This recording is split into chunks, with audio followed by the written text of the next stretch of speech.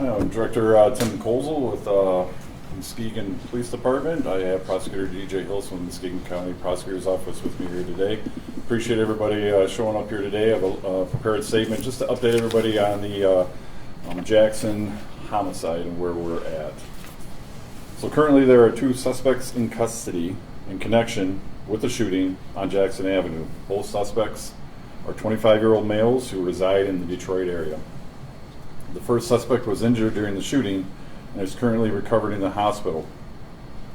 Late last week, a second suspect was taken into custody in the Detroit area. The second suspect was identified shortly after the incident through tips provided by members of the public via the Silent Observer program.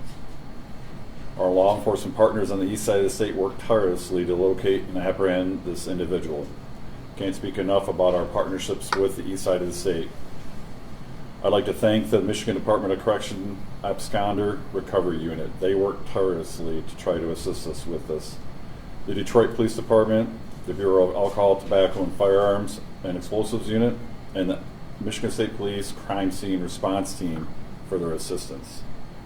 Locally, our Muskegon Major Crime Initiative coordinated the investigation alongside the manhunt. The MMCI is an investigative team formed by the prosecutor's office and includes investigators from Muskegon Police Department, Muskegon Heights Police Department, Michigan State Police, and the FBI. Both suspects were on parole at the time of the incident and are currently in custody of the Michigan Department of Corrections. They will remain in custody pending formal charges and throughout the trial process. At this time, we are not seeking any additional suspects. Based on the information currently available, the incident appears to have been a robbery that escalated into gunfire. The incident was a tragedy for the victims, their families, and the entire community. Every available resource was used to identify and apprehend those responsible. Community members came forward with critical information, and law enforcement and local agencies partnered with the state and federal levels, working together to bring this case to a resolution. We want to recognize and thank everybody involved for their cooperation and dedication that led to these arrests. I'm welcome to take any questions the best I can. Are you able to identify those suspects at this time? Not at this time, no. Are they charged with a murder or whatever? So, to answer that question, and I echo certainly the chief's thanks for not only the community but also law enforcement that assisted in the apprehension and discovery of these 2 individuals. We still have a couple of investigative ends to tie up before we issue any formal charges. I anticipate formal charges here within a week or so, but clearly we believe that we have those responsible for the shooting. Is there any indication that these people knew the people that they were robbing? As of right now, this appears to be, I won't say friends, but they were familiar with each other. Chief, having such a horrific shooting happen in any city is so terrible, but what do you make of the response that you had from officers and how they have investigated this? I think the day of the event, overwhelming response from our law enforcement community to the scene to assist us. We had a lot of agencies there to be able to lend us a hand because it was a very fluid scene. I mean, there was a lot of things going on, rendering aid to everybody that was there, trying to figure out what we got going on. So the immediate was awesome. Then with the help of our local team, MMCI, and then branching out when we were looking for that second suspect, the amount of help that we got on the east side of the state was astonishing. They worked countless hours to try to find that second suspect. I commented before, I was hopeful to have somebody in custody within days. They never stopped because it wasn't easy, but they did a wonderful job. Is there any way you can talk about that process of having to connect with the east side, with the west side to find these people? I think with our MMCI, with that local task force, they have those individuals that they know throughout the state, and they're able to reach out, and we're able to get that cooperative teamwork. Do you have any updates on the condition? I know you said one of the suspects was injured in the shooting. Do you have any update on his condition and the condition of the other person, the people that were injured? Currently, The two individuals, the suspect is currently still at the hospital. Don't know his condition, if it's been elevated or not. And then we still have one of the victims here in the hospital in Muskegon. Are they in serious condition, or will they be able to be released soon? Cannot comment on that, I'm sorry. Yeah, how do you know there's two witnesses say there's two guys? I'm sorry. We can't really comment on the evidence until it's presented in court, but based on the information that we have, we're pretty confident that we have the two individuals that were involved. You described the robbery, what was... Cannot describe that either, not until in court.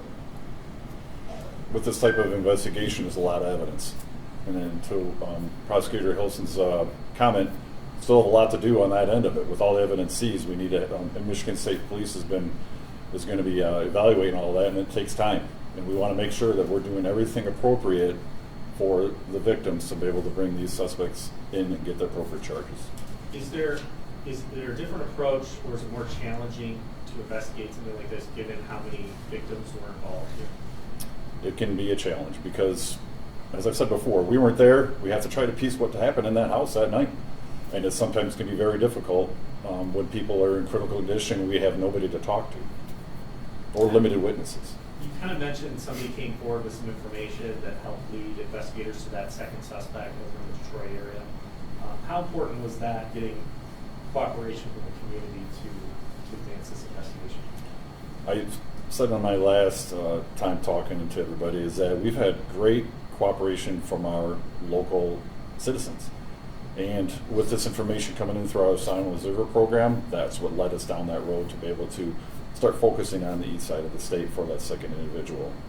I think it speaks highly to the relationships that we built over the last year, 2 years, 3 years, not only with our prosecutor's office, but with local law enforcement and our community, that I think we can have those conversations with our community about these situations.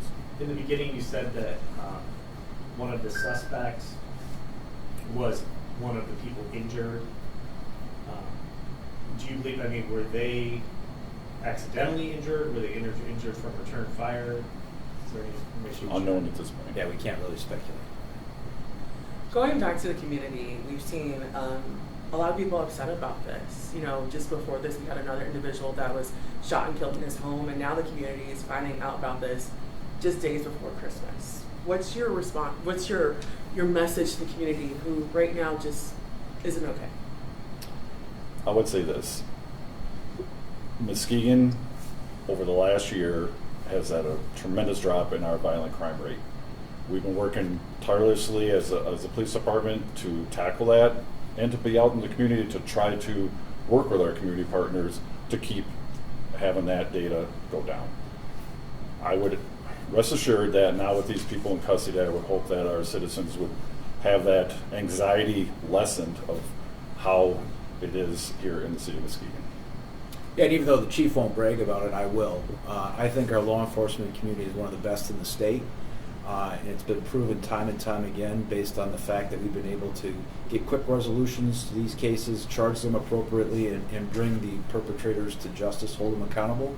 And again, this case, I think exemplifies how great our law enforcement here is, or here in Muskegon County is. And citizens should be really proud and appreciative that they are really serving and protecting their daily lives. I want to follow up on that. You know, a lot of these individuals that have been in these recent cases have been late teens, early 20s. One of the concerns of people in the community is that our young people in our community are being involved in crime. I know you just said that crime is going down, but there's people saying, hey, what's going on with our youth? What's your response to that?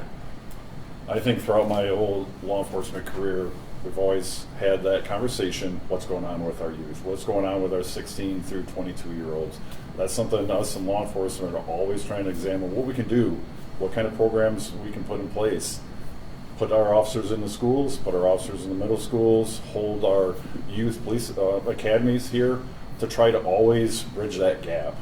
And then try to always also reach out to the families, because we can only do so much. I think it has to start at home. Is there any message to the youth directly? Well, number one, we're hiring. Right? We're hiring. We'd love to have local young men and women that live in the city of Muskegon come and work for us and serve our greater community.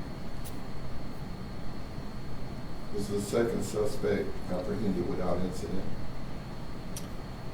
That's a good question. As far as I know, yes, that there was no violence as is related to that arrest, and that they were able to do so in a very peaceful way. Was he injured in this? Who? Also, the second suspect. From the incident itself? Yes. Not to my knowledge. Is he back in prison or is he in a county jail right now? I believe currently he's being held at our county jail, but under a Michigan Department of Corrections hold. I might be missing something, but the guy that's in the hospital, the suspect, did you think in the beginning, what was his, did you think he was victim or? Well, again, I think as in any investigation, you have to gather as much information as you can before you start labeling people as witnesses, suspects, or victims, and certainly that was true in this particular case. And based on, again, where we are today with the investigation, we're very comfortable in indicating that he is certainly a suspect and person of interest in this particular matter. How soon do you anticipate being able to bring charges in this case? As I indicated earlier, I'm hoping within a week. Again, there's still some investigative, I'll say, items that we have to sort of clear up before we can feel comfortable issuing charges, but I would hope that within the next week we'll be there. Is the fact that one is in the hospital, is that delaying charges being issued? You know, certainly, no, I don't say it's delaying. I mean, it's giving us time to make sure that we have all our ducks in a row, that's for sure.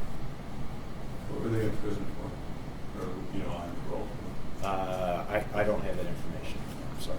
Were they on parole for things on the east side of the state or for things on the side? All I know is they're on parole. Yeah, Sorry. I don't want to speculate. Yeah. I don't want to speculate. Were they in prison together? That I don't know. Yeah, that Any message for the families of the victims? I know they held a vigil. Anything you want to say to them tonight about the progress of this investigation? I think number one, we've listened. We've brought people that we believe. Hopefully we can have some charges within the next week. And we worked tirelessly from that date on to bring justice to those families and to the people affected. I'll say that my office had the opportunity this morning to meet with both families, so they were well aware of where we are at, that we're having this press conference this afternoon. And so, yeah, as is true with both agencies, I think it's really important that we stay in constant communication.